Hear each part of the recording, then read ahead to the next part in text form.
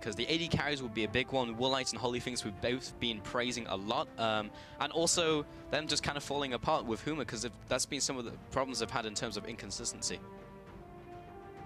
There's a Gragas ban. That's a Gragas ban. First ban coming out, I'm like, huh, it's not too bad. So you know the Gragas we were talking about for the last 5 minutes? Some of the stories we prepped this week actually, funny that in action. Turns out like these correlations are actually correlations. That's not bad.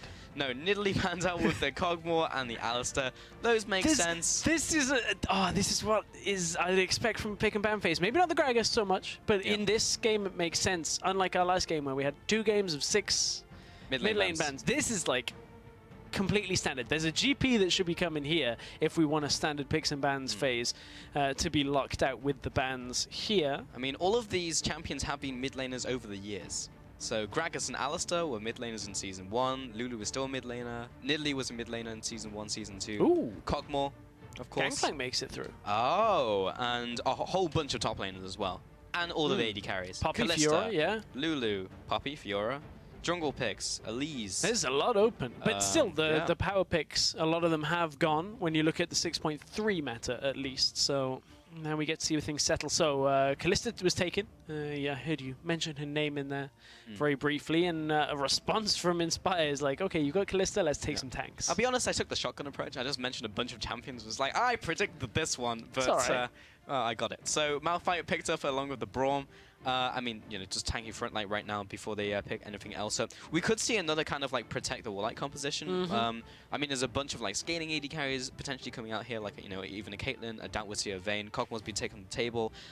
Lucian is also available, so they could pivot and, you know, have like a big damage mid laner with the Lucian, but we'll see. They could do. For HUMA, though, what do they want to go for? You heard Freddy, how confident he was that HUMA were going to win. Thinks that they were going to win this series. So talked a lot about the AD carries. So we'll see if this game actually does revolve around them. HUMA hovering over 2 top lane picks, actually. Graves, typically we've seen, if at all, in the top lane recently. Mostly, or more in LCS. And wow, okay, that's... So Nautilus, likely going to top lane. We saw Wonderware have a good series on that for the Splice guys in EULCS. Now Kindred coming out of the jungle. It's the jungle, yeah. Interesting one. She's, or they, have kind of fallen off a little bit in terms of like the jungle pecking order, just because like Nidalee's joined the pool and there's just so many top tier junglers right now. But yeah, gonna see the Kindred with the Nautilus. Probably top lane, could see it support as well, is still a flex. Graves was being thought about by HUMA and is actually picked up by Inspire, and there's the Lucian we were talking about.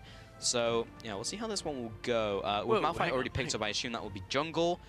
Another response. There's so many things going on here, Stress. So this Graves jungle we were expecting to fall off slightly just because of the changes that happened to his Q, the extra animation. We'll talk about that as we get into the game. Seen a Zilean here in the mid lane for Godbro. So yeah, that will be mid lane because Rammus is now in the top lane, Nautilus now in the support role. It looks like, yeah, and then Kindred in the jungle makes a lot of sense. So we've seen Nuke Duck's Zilean, very good at keeping a target alive, as is Kindred's ultimate. So they just gotta make sure they don't mistime those and put the Zilean ultimate on somebody that then gets Kindred ulted, because then the timer overlaps and sure they don't die, but I mean one of those abilities does the right thing on its own. So for Inspire, both of these comps actually have the double AD carry setup. One out of the jungle, one out of the AD carry position. Now what do we close this out with for Inspire? Morgana. Okay. Huh. So that will be mid lane. Mid. Okay. Yeah. And then everything slots in. That makes sense. Huh. This is a weird picks and bans. This is a weird picks phase. The bans phase, straightforward. Picks, very different. Cosq's not really on a playmaking champion right now. Yep. That's a little bit of a worry for Inspire. I feel like he always performs better when he's playing the likes of, you know, a LeBlanc or something that's early and carry focused. True. And Godbro... So it's weird, right? Like, Zilean can make some really big plays. We've seen it in North America, GBM, for example, and Nuke Duck in Europe. But he is also a facilitator. Top lane, also, Rammus is not a big carry. Like, he is a tank. So he's really looking toward Holy Phoenix, and actually Santorin not being on a facilitating jungler. He's on a champion who does a lot of damage and keeps people alive with his ultimate, but primarily is looking to kill people. So swapping a lot of roles in this one, I just need to see how the dynamic works in-game, because this is something different that we've seen in the last, like, 4 or 5 weeks from HUMA. Yeah, man, this has been such a weird day for in terms of Champions picks and Leagues. bans. Champions Leagues have been really strange. It's interesting now for HUMA and Inspire. This probably is the series of the day with the most weighting to it, in sense of like whose playoff spots change the most. Because I guess we could have had the tiebreaker in the first series of the day, but still that would have meant that Millennium had the option to go first. For now, for Inspire, they have to win to go first. And if they don't, it's, you know, neither here nor there.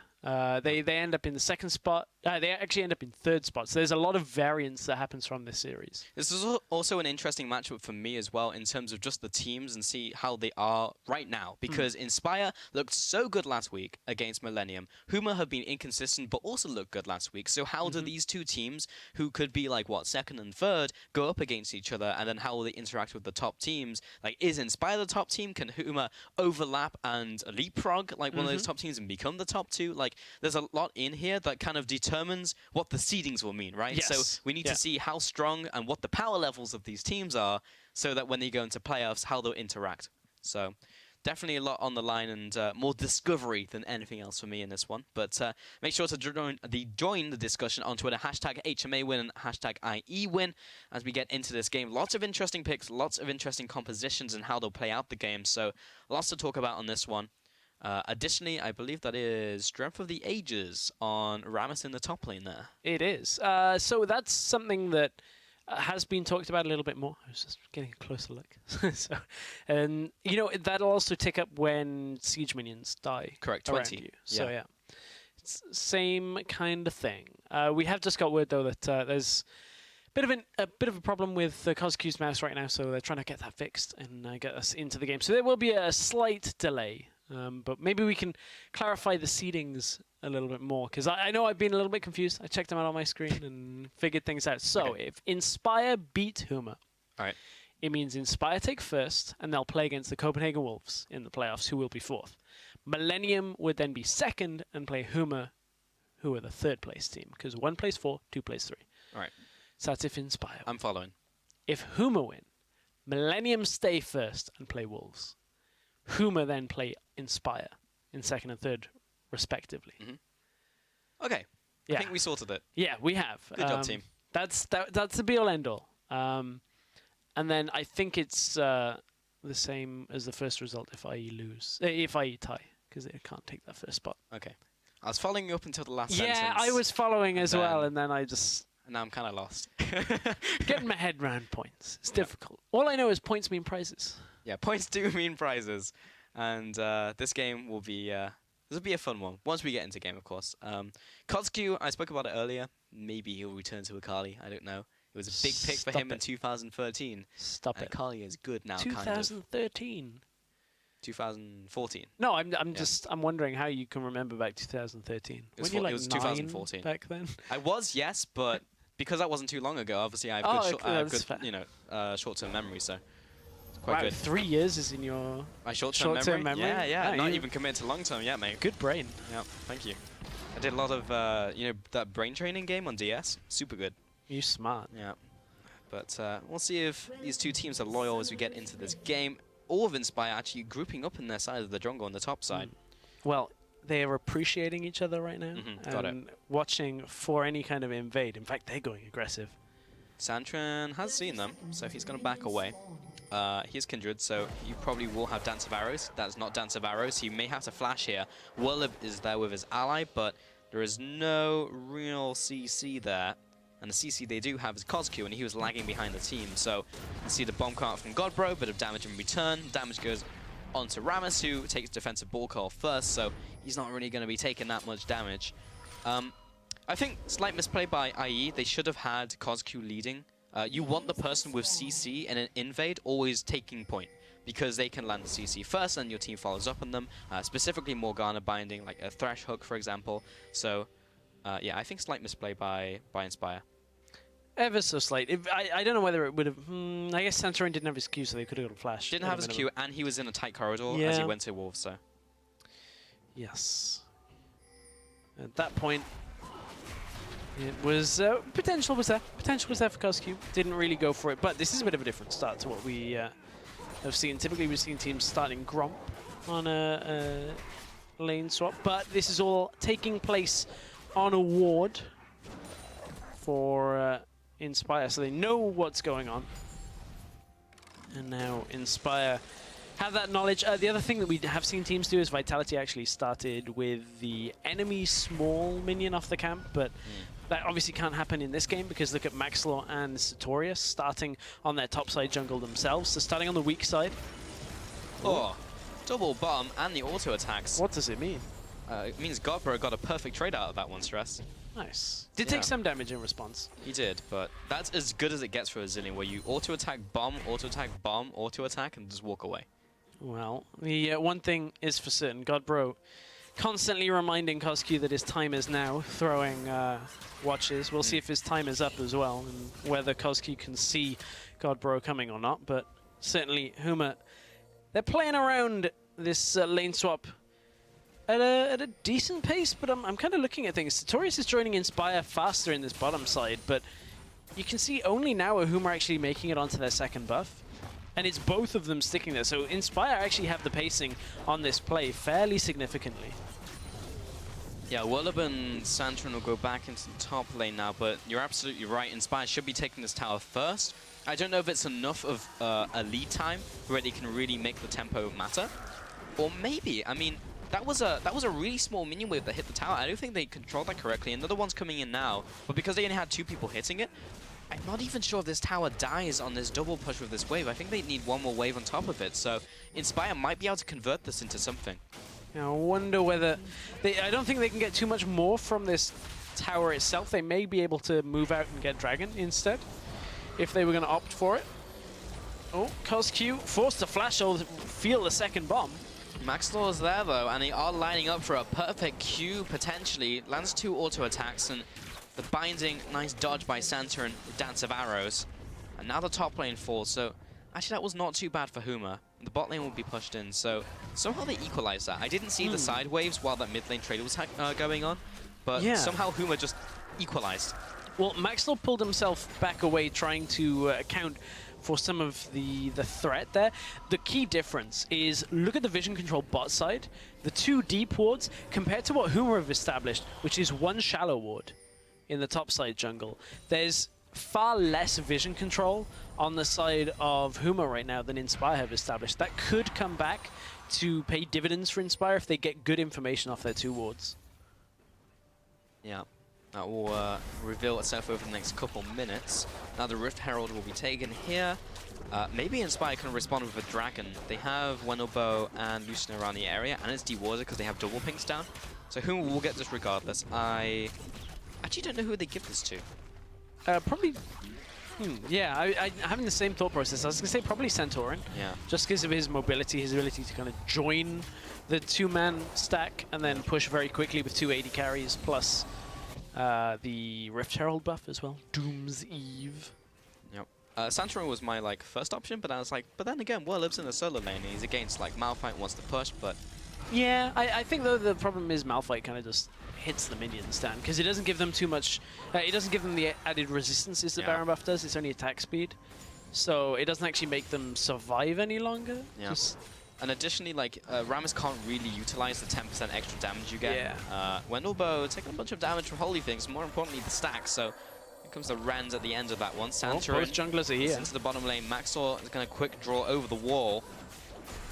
Now this push comes in. Willab is even into the bottom lane, so this is a 4-man push on 3. Santrin has his teleport, doesn't have his flash, doesn't have his ultimate rather. And this maybe could be a dive, but this is so risky. He's just weak cast is taking so much damage. Willab now tanking up the turret. He's the one who can do it most effectively as Rammus with the defensive ball curl. They're getting a lot of damage onto this tower. It will probably drop to about 50% at maximum before Inspire shove them away. So I'm not sure how good this is for HUMA. They're being pushed away. End of the line lands from Maxwell. He's now out of mana. Willab charges up the power ball. And Woolite is just aggressing forward slowly, and I think they have repelled the push, while Sartorius has been getting free farm in the top lane. Yeah, that's the key difference, is not only the farm, but look at the experience difference. Willab level 3 to Sartorius level 5 right now. Honestly, I feel like this is very similar to last week, where HUMA kind of punished Willab for you know, having to join with the team, always soaking up Werlib's experience and then trying to force him to play around that for the rest of the game, whereas his opponent top laner just gets ahead. Sartorius right now is not too far from level 6. There it is, off that last minion. So teleport ult is available for Sartorius. He's double the level of Werlib. I don't think I've ever heard that, ever. Like, I don't think you ever say, like, someone is double the level of someone else unless they hit level 2. Wow, Werlib actually hit level 4 right as I was saying. Well, it was a true statement for a good couple microseconds, so, you know, I'll take that one to the bank. But, yeah, he's getting a bunch of farm under this tower, so it's actually not too bad. That was the issue we had, as we had the delay. KOZQ had an issue with his mouse, but we fixed it. He fixed it. We didn't send someone around that's like, hey, that was fast. What appears to be the problem? We just actually sent the Microsoft Office help paperclip. The paperclip, yeah. It seems like you're trying to win first place in the EUCS. Can I help you with that? Check the frequently asked questions. What even happened to Clippy? Sad times. How do you know the name of that? In fact, don't answer that. I don't. I don't need to know the answer to that question. But I think it says a lot about you. Okay. Anyway, Wendelbo, Winter's Bite. That's enough to zone just 3 cats away. He doesn't really want to hook in this, even though he had Santa in there. They don't have vision of Max Law, so they don't want to jump in and potentially get collateral damage in the face. So that's not what they want. And now this push will carry on in the bottom lane. Push is going to get deterred, though. Woolite is going to back away with Wendelbo. Max Law and KOZQ are in the bottom side jungle as well. They have vision control over the entirety of River, so Inspire know that they are pretty safe down there for now. But they didn't have the deep vision to stay so far pushed up in the bottom lane at the same time. They're going to start that dragon with that vision control they have. And Inspire right now, it's a fairly even game between these two. Tower apiece, no kills. Farm advantages are evened up on both sides fairly effectively. Only really top lane that has a difference. It's just a standard lane swap with nothing really happening in phase 2 as both teams play kind of defensively. And yeah, Werlib, you know, yes, he kind of overcommitted in the bottom lane and lost a lot of experience. And maybe this bot lane, he's going to flash over the wall. Another flash, and the hook predict. Warlight will dash in a front line, in a straight line. But the teleport was interrupted and cancelled by Santrin. He didn't actually get CC'd by Werlib, he just chose not to go in. So how was that in terms of summons? That was a flash for a flash, support for AD carry. And so, a teleport. And a teleport, and another hook onto Warlight. Just Weakcast does not have his ultimate, and Wendelbo's there. So he's just harassing him away from the wave while Holy Things will pick up all the juicy farm. Mid lane Godbro, he has Chrono Shift, so he won't die from this. That was a little early, but either way, it's difficult to predict how much damage will come out from KOZQ there. So better to play it safe, but either way, we'll be shoved out of lane, so not good. Not good, but not too bad at the same time for Godbro. Now he realizes how the trades go. If he doesn't get that double bomb at a weird angle or surprise KOZQ with the timing of it, it is going to be tough to actually lock down Morgana. Remember to double bomb on Zilean.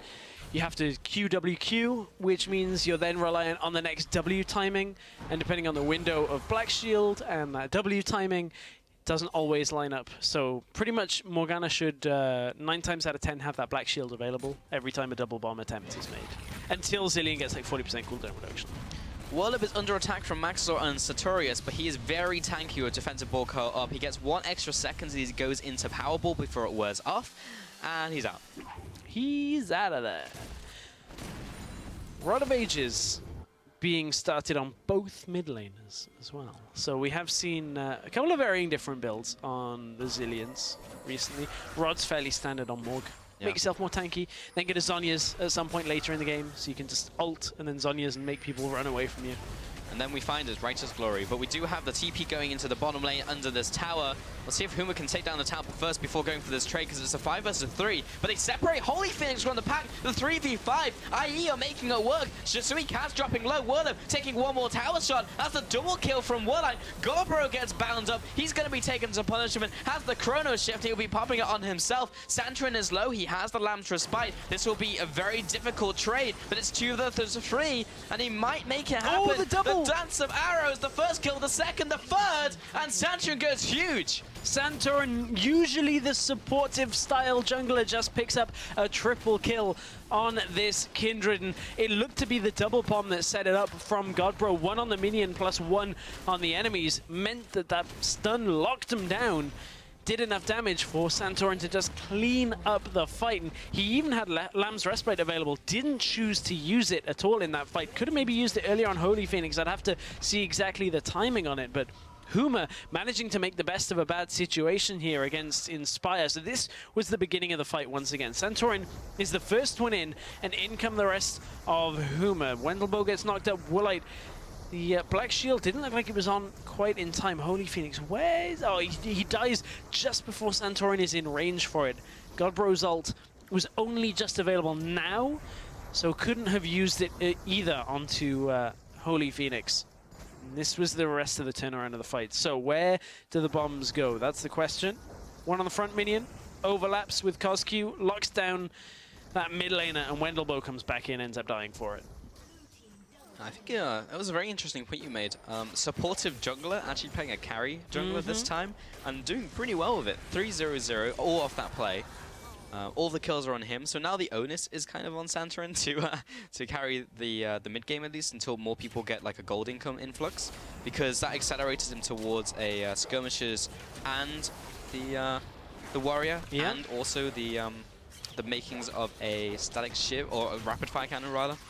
Well, we were saying who was going to be the next to play utility and allow another carry. So Godbro is playing kind of a mix between the two with this Zilean, and it's Santorin that's playing that third carry. Does get himself the Rift Everyone Herald. is grouping up for a potential Malphite ultimate. He has the flash and the ultimate. Maxwell picks up the kill, the collateral damage before Sartorius jumps in. I almost feel like Sartorius might have been able to flash ult there.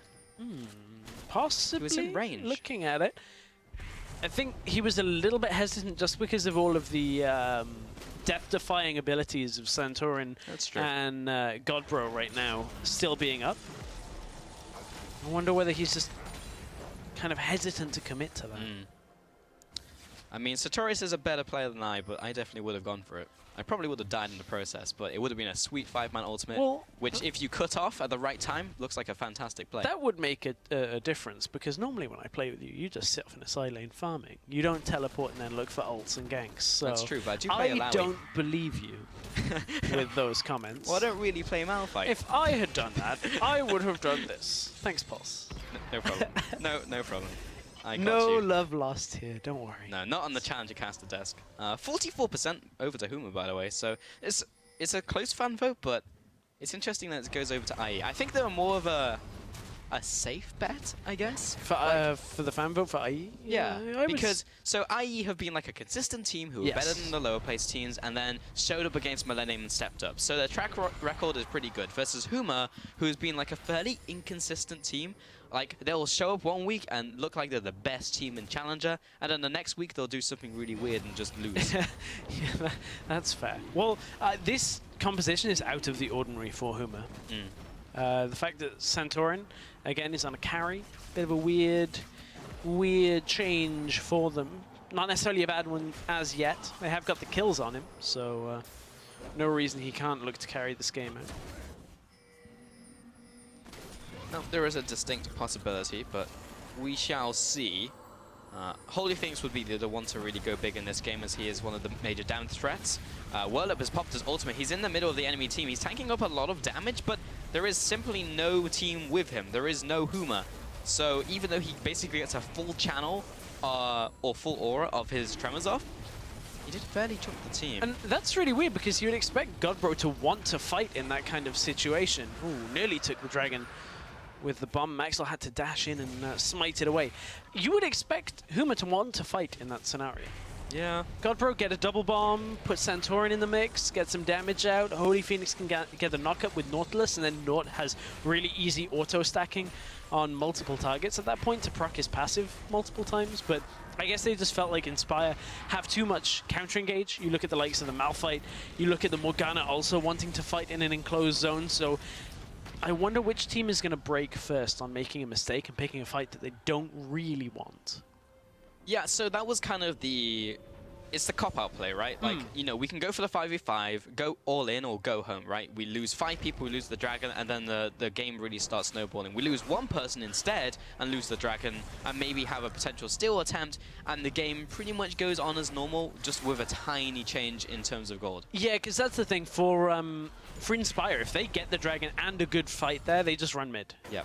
And that's the coin flip, right? Is do you take the 50-50, look for the better fight and get the better reward, high risk, high reward, or do you just go medium risk and don't really lose anything? I think you're spot on the money with that. The decision making there is just, hey, give them the skill. It's fine. Which I think is fine, like at this stage in the game, because if you just rewind and play that out and they go for a negative team fight, it could get out of control.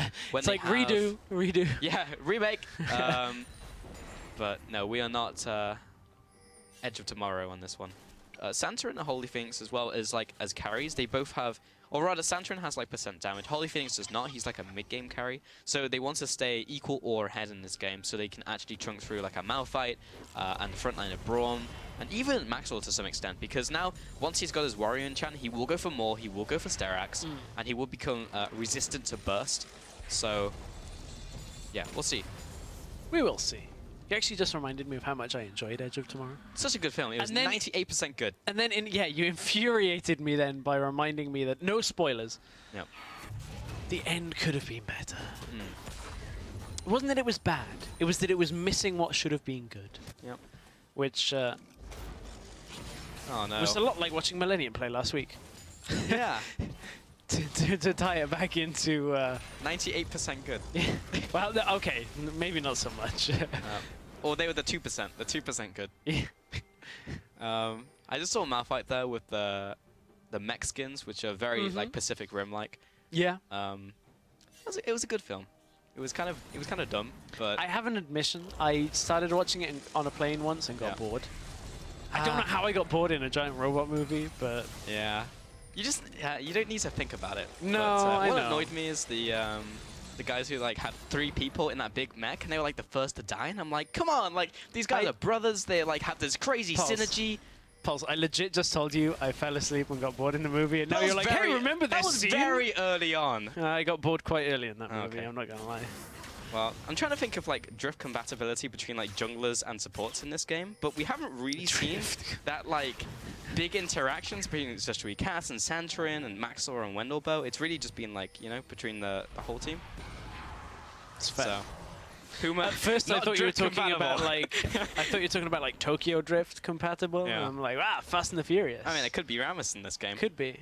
He could See be, if he gets the Iceborne Gauntlet for the... that would be the neon lights. The neon lights. I love that. Whenever I get Rammus in ARAM, I don't care what I'm building. It's always got to have an Iceborne Gauntlet. We've got to make Summoner's Drift happen. That's what we need.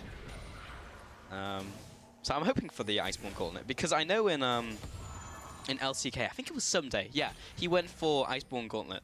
Oh, yeah. So... yeah, he picked that up like 3rd, I think, so we'll see. Maybe. It's a possibility. Is it a big possibility, though? That is It's a moderate chance. Moderate chance? Cloudy with a chance of meatballs? Yeah. I actually never watched that film, even though it was so well received, but... I'm learning there's a lot of films I didn't see. Yeah. Man, these teams are taking a lot of objectives, taking a lot of buffs, and it's kind of farming a lot. I mean, it's really interesting because we had that potential fight around Dragon, and after that, both teams were like, you know what? Nope. Gentleman's agreement. Let's just go and farm our jungles. Look at the jungles right now. There is no camp alive. The only camp alive is the blue buff. That just symbolizes this game right now. Everyone's just been farming. Grump's alive. Oh, Grump's alive. Did he just spawn? Or maybe I'll give you the Malphite's benefit of the icon doubt. was over it. Yeah. Maybe he just respawned. Yeah. If a Grump respawns in the jungle Does anyone, and nobody's there to see it, did it really respawn at all? I mean, point. our survey says yes, because we have a mini-map Survey that says shows yes. us. Oh, Whirlip died. Oh, Santorin just danced a Koskew's barrage right low. into a binding. So that will actually just create the disengage. Sartorius used his ultimate. Okay, so they're good. They're fine. Koskew used his as well. So they got the catch on Whirlip and then turned it back around by the looks of things. We're going to see a replay of it. Fantastic. So I'm assuming it's CosQ that deals the majority of the damage here, just from the amount of armor that Whirlip has. Is it a binding? No. Nice but sidestep. where's the follow-up? So it was just ult and then running into him. Oh, okay, got it. Bunch. Oh, Bunch. did he? Okay, no, the taunt came later. Okay, Yeah. I was gonna say, did he Black Shield the taunt?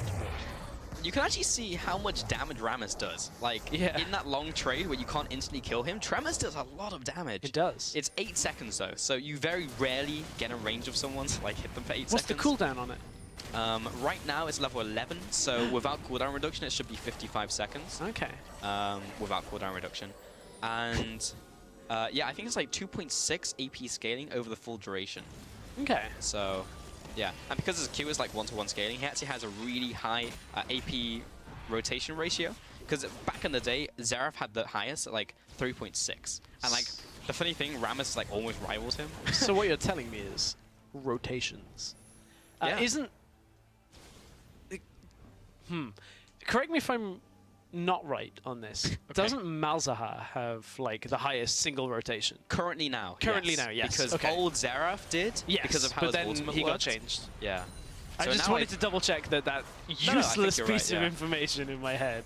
I believe Is- Malzahar did. However, he did receive a nerf in 6.2. Oh yeah, that's true. He may not know. That's a Yeah. good point. But it's close. He definitely is think it in was 6. contention. Yeah, maybe it was 6-2. Because think we were it looking was, at the yeah. patch notes like, I don't get this nerf. Yeah. This is a Like, solo oh, queue nerf. We may have seen Malzahar, but not anymore. People playing AD Malzahar jungle. And top lane. Yeah. Something people don't really know about Malzahar Voidlings is they scale from armor penetration. So if you have armor pen, they also get your armor pen, which is a surprising amount of damage because those little buggers hit hard. Sounds like you've got like a termite like, Yeah. infestation. I You're wonder like- where Voidlings come from, like whether they do burrow into like termite hills and then they just kind of come out. Because I often wonder that about Zizurot portals. Okay. If it's like a Stargate and everyone's like lining up ready to go, and then they just like, you know, go in one by one, like, you know, just to make sure there's not like an iris on the other side and you'll just go splat. Oh man, now you've made me actually see them as the replicators. Oh. Because they actually look like that. You're right. Wow. There we go. We scienced that. Good job, Stress. So, this may be news to you, Pulse. Yeah. Science fiction, just because it has the word science in it, doesn't mean it is like based in factual science. Is it not Just double 98% checking. right? Or- I mean, maybe. I mean, you did say it's part of the name, so... No? Okay. Now I'm trying to think about like, it's like flammable and inflammable, right? It's like just because flammable's in it. Yeah. That's true. Oof. That was a good culling. It's a Dr. Nick Riviera moment for you there. Flammable? Flammable? Inflammable means flammable? Now that is a reference I get. There's not many that I get, but... Just sweet Cass, he's looking for a hook. Oh. Hey Maxwell, how's it going? How you doing today? He's completed his Starix as well. He actually opted towards Starix first over more of Mortius, but went for the Hex Drinker component, because then he started picking up the components of Starix. So that's probably because of the burst coming out from like Double Bomb once you get locked in that. Yeah, because you get Chain CC'd from HUMA. If you have more, okay, cool, but you won't be able to utilize like the lifesteal component of it. Yeah. So if you can avoid the initial burst, then there you go. There's also a surprising amount of magic damage that's going to come from HUMA. To tie in as why you go more fairly early on, or at least the Hex Drinker part. Nautilus, AP damage, the return damage from both Thornmail and Rammus Ball Kill is magic damage, is what it's classed as. So, not overly surprising to see it. Even though What you wouldn't. has a Raptor cloak? Ah, yeah, he does. We're opening gates here, people. We are. It's particularly good on Rammus because of Point Runner, 20% extra movement speed when you're near turrets or dead turrets. And I know Jack was talking about this in NA. It's actually really underrated. Like, you look at, you know, Ludens and those items would give you like 7% movement speed. It's like, ah, it's so good, I run around so fast. Point Runner is like 20%. It's like over double. It's incredibly good around turrets. They're all over the map, obviously, because League of Legends. And Rammus is just so good at getting into fights, and if you're going anywhere near a turret, you just got into that fight even faster. So It's completed. it is complete. We'll see those little replicators come out and mess some Asgard up.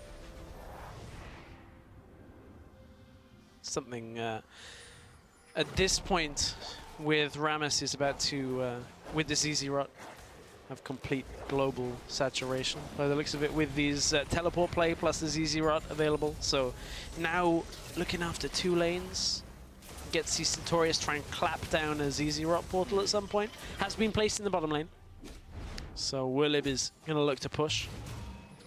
It's going to get multiple ZZ Rot minions in this first setup that can actually hit the wave. Now as the wave pushes away, they're going to die on the way there, unfortunately. So the only thing with going ZZ Rot third item is because he only has 1 health item. And Sartorius has 2, so in a 1v1 trade, he actually wins out over time, that being the Malphite. Rammus is already mid here. Though. He's already on his way because Powerball, he'll flash, he'll go for the taunt. He's already tanking up the back line, has W on. Sanchez trying to chunk down the own front line from Inspire, and now Whirlip will have to try and waddle away back to his team. The binding lands onto Sartorius. There could be enough burst. Lands respite. Now the re-engage by Sartorius, but not well timed. The hook, the dredge line, and Woolite will be going down. Holy Phoenix is getting so many stacks onto IE. He comes in for the Rends, but it actually just wasn't enough damage there. Everyone is so low from Inspire, and now the mid lane push will come in. Oh, they've still got the Zillion ultimate as well, but in that fight, Inspire could not force HUMA off the Lamb's Respite, and that means that HUMA just stood there, got the heal from the end of it, and just stayed alive, and they're not done yet. Willie was looking to go aggressive after the teleport. Will finally look to take down that tower. Looked like the taunt tried to come out onto Coscu, but it was black shielded there. 100%. Willib obviously assisting with a turret push from Tremors, because it does that too. If it didn't deal enough damage. Okay, we're going to see that fight. So this was, look, Willib's making his way up the river already.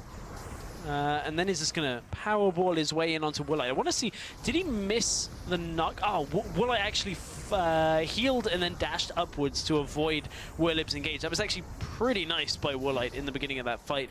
From here, this looks bad for HUMA, but then keep in mind they're playing Kindred, they're playing Zillion. Anybody that drops low here, as long as they've got the time, and then the catch onto Woolite is what really turns this fight around. And HUMA start piling on the damage. They end up taking 2 towers from that. And Woolite is back in the bottom lane. He will have a much better time taking down much better taking down the ZZ Rot. There you go. 25 gold in the bank. However, ZZ Rot is about to come back up for Willip, so... And Willip's already moving down there. He's already on his way. And honestly, Woolite will probably not be going to bot lane very soon. Like, you make very few detours as an AD carry back into the bottom lane past a certain point in the game after laning phase. So, someone else will have to deal with that who was not Malphite. But... So you mean Morgana? Yeah, oh no, not Morgana. or Braum. Or really Graves. So just nobody. So just Woolite. He's going to have to go back to... Yeah, there it is. Back in the same position. He's back, boys. He's back. The ZZ Rot. Okay, Inspire pushing down the middle lane. The counter push, but this tower's on like 10%. Oh, Rammus is coming in. He doesn't have flash, remember, and that was a nice body block by Sartorius, so he'll be slowing down the engage from Whirlip or potential taunt coming out. Here comes the ultimate coming in from Wendelbo. Just Recast is so low. The ultimate is actually on from Godbro onto Nautilus, and Cosq will kill him, even though he didn't want to with the Soul Shackles. Whirlip will carry on following after a flash from Sartorius. No one wants to get taunted in this scenario. Holy Phoenix with the ultimate attacks onto Wendelbo. There's the taunt coming down, and he will secure that kill. Woolite, I think it was in the top lane. We'll have to get another look at that. I actually had my eyes focused on the main pack of the fight there for HUMA. Now they rotate out towards the Baron setup. There's only a pink there. There is one blue in the back of that pit. Is that pink? There we go, okay. It always makes me a little nervous when teams don't start clearing out pink wards and just wards in general in the pit. Just in case. Okay, that will be rendered away. Generally, you shouldn't start the objective if the ward is there, but there was obviously the numbers overlap for HUMA. So this was the beginning of the fight again. Where was... no, so Woolite was in the middle of this fight. So Woolite was in the fight, had to back himself away, actually. You can see how low he dropped off the top side of your screen there. So that was the completion of the kill onto Cosq after he managed to... Well, you know, mistakenly take down the Nautilus and bring him back on almost no health. But from here, HUMA were looking to push in, managed just about to get the taunt. And this is Warlight coming in from the top side here, but was just trying to farm, heal up a little bit off the jungle creeps. One of the few scenarios where you don't want to kill someone in Morg Ultimate. There is the promoted minion out from Wendelbo, so he'll be marching on up into the top lane. And Werlib is unfortunately Rammus, so he will take a long time to kill that. But the own promoted minion is in the bottom lane, and it's on a cannon minion. So because they have Baron, and it's a cannon minion, we can name him. So I don't know what it's going to be. Oh, no, he's dead. Now, we're going to find out. Very short-lived. I think. Fairly shortly. Oh! Wendelbo's hook in from Jesui cast, and the instant cast of Chrono. Trigger? Yeah, that's like Chrono Break, Chrono Trigger. Chrono Shift? Chrono Shift, that's the one. I don't know why it went to Chrono Trigger. Oh, we found out what, if we can take a look at Werlib. Yeah. We've found out what his favorite band is. It's ZZ Top. Oh no. Oh no. Oh. Well, he certainly is a bit of a sharp-dressed man as Rammus. So, HUMA are pushing down this bottom lane. We should have an engage coming out here very shortly, hopefully, to shut stress up. Nope. Come on, HUMA. Just one tower. I'm getting word QuickShot is appreciating that. You are far too young to understand anything of what just happened. Yeah, pretty much. Inspire. Oh, Sartorius is coming in. He's got home guards and ultimate, but he's after the mid lane wave. Werlib really just needs to get a taunt onto anyone. That is the goal here. And now he's quite tanky. He's picked up another health item as well. It's just Suicast taking a bunch of damage. Godbro already has his ultimate again, by the way. Just Suicast, he can die here again. Actually, he's really dead because he didn't even get ulted. That time he didn't get ulted, no. Scumbag. But they're going to use it on someone who's higher priority, maybe Holy Phoenix. There's the cutting. Holy Phoenix actually wants to die here. And there's a Lantras Bite. Will actually give him some healing, and he'll just kite back into this fight. Satori's dropping low, so is Maxlaw, and he'll be going down to Holy Phoenix, who will get another Pierce for the final kill. Double kill in for a Holy Phoenix himself. Godbro is going to be throwing some clocks at the tower. And now the inhibitor as well. This will probably most likely be the game. There was a really optimistic ZZ Rob portal in the middle of that team fight from Sartorius there. He's like, this will turn the fight. Yeah. It doesn't hit champions. No, I know. Unfortunate. I know, maybe they'll accidentally, because if you're like shift clicking as Callista, maybe you'll hit the Z-Rot instead. That's actually really good against AD. I'm going to mention it after, but because HUMA are looking to close out the game. Wendelbo is trying his best to maybe get in front of the tower, tank some tower shots with Unbreakable, but this will be HUMA coming in for the win here. A 10,000 goal lead, 11-6. Definitely a messy game, but a win is a win. 1-0 over Inspire in his first game of this best of 2. First win, and one win was all it took to now shut Inspire out of a first place finish. That doesn't mean that everything is decided yet, because they are still playing for seeding. So a HUMA win will put HUMA in second place against Inspire again, as 2 and 3 play each other. But HUMA will have the picks and bans choice priority, of side for 1-3-5. So, a lot on the line. Still a lot on the line. Yeah, but it's so interesting because they'll be going up against each other, and like in this game, that was one of my big questions, right, at the very start, was just like, how will this one go in terms of like how strong the teams are? And HUMA, like, it was very messy and definitely go either way, so priority and champion select might be pretty big. Yeah. However, if HUMA and Inspire now tie this series, Millennium will be first, Copenhagen Wolves will be fourth, and then IE will actually have priority in 1, 3, and 5 in its best of 5s. So what this boils down to, essentially, is this game, this coming game, decides who has picks and bans in these two playing in their series in the more games. That's correct. That's legitimately, we're playing a best of 1 now to decide who has priority. Yeah, that's basically the situation. That's pretty cool. And that'll be in like 2 weeks from now, I believe, when we start playoffs. Who needs to flip a coin? But we can decide on we points. It's just all do good. It best of 1. Head-to-head tiebreakers. We just have a 5-week lead up to just one scenario, so we can make sure that happens. But anyway, we're gonna take a breather while we get things set up for our last game of the day before playoffs. So we'll be back in a few. Stick with us.